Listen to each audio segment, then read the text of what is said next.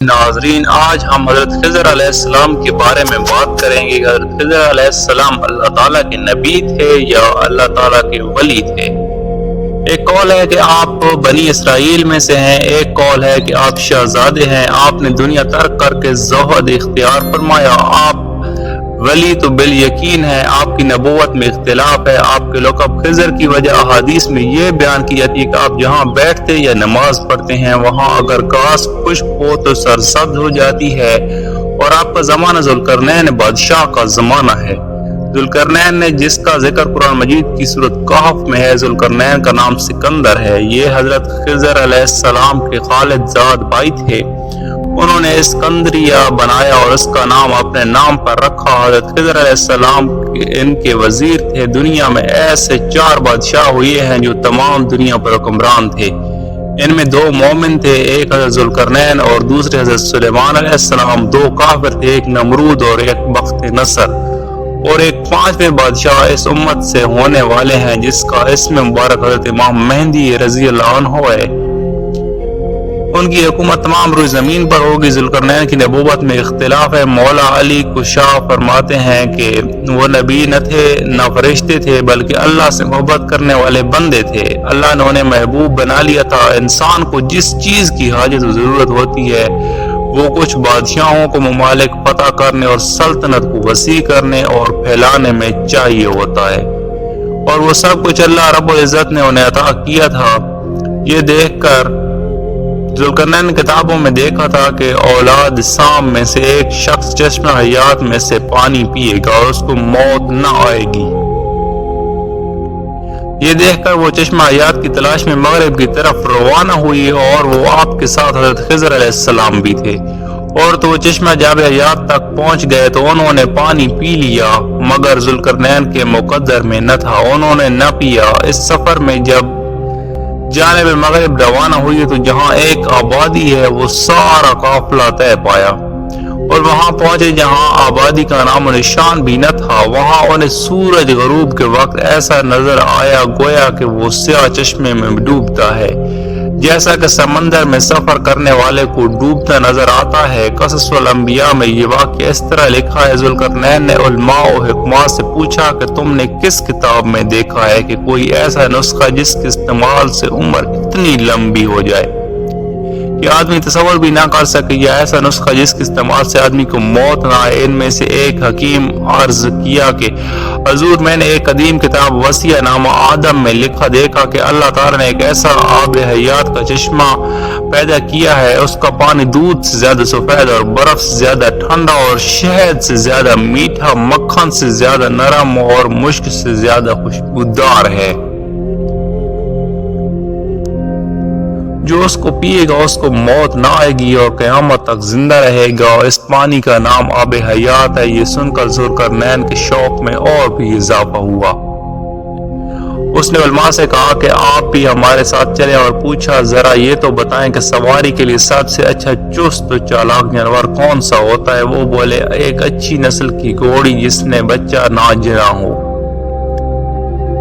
چنانچہ ذوالقرنین نے 1000 گھوڑیاں منگوائیں اور حضرت خضر علیہ السلام سے آگے کیا، یعنی راہبر بنایا۔ پھر علماء و حکماء سے پوچھا کہ وہ وہاں پہنچنے کے بعد اگر اس جگہ جیسا کہ علماء نے بتایا ہے اندھیرا ہوا تو کیا کریں گے؟ حکماء علماء نے کہا کہ ایسا کریں کہ شاہی خزانے سے لال و گوہر لے لیں، اگر اندھیرا ہوا تو اس کی روشنی میں آگے بڑھیں گے۔ عرض ایک قیمتی لال جو اندھیری میں روشن ہو جاتا تھا لیا گیا اور حضرت خضر علیہ السلام کے حوالے کیا۔ تخت و تاج و سلطنت ملازموں میں سے ایک عقل مند اور دانا ملازم کو سپرد کر کے 12 سال کے وعدے پر اس سے رخصت ہوئی۔ جب کوہ کاف پہنچے راستہ بھول کر اس جگہ اس حال تک پریشان و سرگراں رہے، اور اسی اثناء میں خضر لشکر سے جدا ہو کر اندھیرے علاقے میں جہاں سورج کی روشنی نہیں پہنچ سکتی تھی بھٹک گئے۔ پھر خیال آیا تو اس لال کو جیب سے نکال پر زمین پر رکھ دیا، یا اس کی روشنی سے اندھیرا دور ہو گیا، اور اللہ کرم نوازی سے چشمہ آب حیات کا ان کو نظر آیا۔ حضرت خضر علیہ السلام نے وضو کر کے آب حیات پی لیا اور خدا کا شکر بجا لایا۔ چنانچہ حضرت خضر علیہ السلام کی عمر دراز ہوئی۔ پھر وہاں سے نکل کر آئے تو ایک اور اندھیری جگہ پہنچ گئے تو دوبارہ اس لال کو نکال کر زمین پر رکھا، جس سے اندھیرا دور ہو گیا۔ جو لشکر کے لوگ اندھیرے میں تھے تمام حضرت خضر علیہ السلام کے پاس جمع ہو گئے۔ اس سفر میں ناکامی کے بعد ذوالقرنین نے تمام لشکر کو اپنے پاس سے رخصت کیا۔ ذوالقرنین وہیں رہ گئے اور عبادت میں مشغول ہو گئے۔ چند دنوں کے بعد انتقال کیا اور وہیں مدفون ہوئے۔ اس واقعے سے پتہ چلتا ہے کہ حضرت خضر علیہ السلام کو ہمیشہ کی زندگی عطا ہو گئی تھی اور وہ اس کے بعد ہمیشہ زندہ رہیں گے، یعنی قیامت تک، لیکن تاریخ یا حدیث میں ایسا کوئی واقعہ نہیں ملتا جس سے یہ ثابت ہو کہ آپ کے ساتھ ذوالقرنین کے بعد سے حضرت موسیٰ علیہ السلام کے واقعے تک جس کا ذکر قرآن مجید میں ہے، کیا بیتی یا آپ کیا کرتے رہے۔ جیسا کہ مشہور ہے، آپ بھٹکے ہوئے لوگوں کی رہنمائی کا فریضہ انجام دیتے ہیں اور پریشان حالوں کی مدد کرتے ہیں۔ البتہ موسیٰ علیہ السلام کو نبوت عطا ہونے اور فرعون کے غرق ہونے کے بعد حضرت خضر علیہ السلام کا حضرت موسیٰ علیہ السلام کو تعلیم دینے کے لیے حکم خداوندی کا واقعہ قرآن مجید میں تفصیل سے مذکور ہے، جس کی تشریح رسول اللہ صلی اللہ علیہ وسلم کی احادیث مبارکہ میں بڑی تفصیل سے بیان کی ہے۔ قصص الانبیاء، تفسیر خزائن عرفان، بخاری شریف، مسلم شریف میں مختصر و مفصل کئی جگہ واقعہ موجود ہے۔ روایت ہے کہ موسیٰ علیہ السلام ایک دن محل واز میں تشریف فرما تھے کہ ایک شخص نے آ کر دریافت کیا کہ کوئی شخص اس وقت دنیا میں آپ سے زیادہ بھی علم والا ہے۔ حضرت موسیٰ علیہ السلام نے فرمایا کوئی نہیں، کیونکہ توریت شریف جو اس زمانہ میں 40 اونٹوں پر لادی جاتی تھی آپ کو زبانی یاد تھی۔ پھر آپ کو اللہ رب العزت سے ہم کلامی کا شرف بھی عطا ہوا تھا۔ اس وقت جب آپ نے یہ ارشاد فرمایا کہ مجھ سے زیادہ علم والا کوئی نہیں، تو اللہ رب العزت نے حضرت موسیٰ علیہ السلام کی طرف وحی نازل فرمائی اور فرمایا اے موسیٰ تو ایسا خیال مت کر کہ تجھ سا کوئی میرے کئی بندے تجھ سے زیادہ علم والے ہیں، اور تجھ کو کیا معلوم میں نے مخلوق میں کس کو زیادہ علم دیا ہے۔ موسیٰ علیہ السلام نے عرض کیا الہی میں تیرے بندے سے کیسے ملاقات کر سکتا ہوں؟ اللہ تعالیٰ نے ارشاد فرمایا وہ مجمع البخرین کے پاس ایک میدان میں رہتے ہیں، ان کا کام گمراہوں اور بھٹکے ہوئوں کو راہ دکھانا ہے، بلکہ اور بھی کئی کام ہے۔ ان کا نام خضر ہے۔ مجمع البخرین بحر فارس اور بحر روم میں مشرق کی جانب اس جگہ کا نام ہے جہاں دونوں سمندر ملتے ہیں۔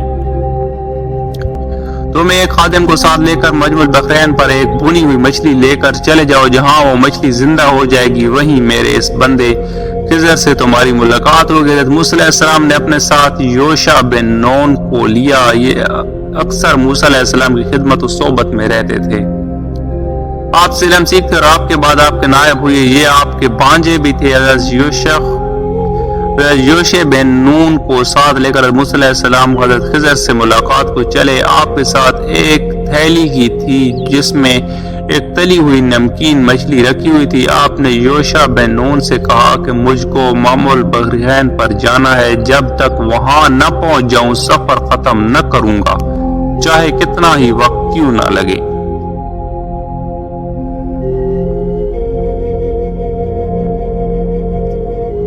پارٹ 2 پھر ریلیز کیا جائے گا۔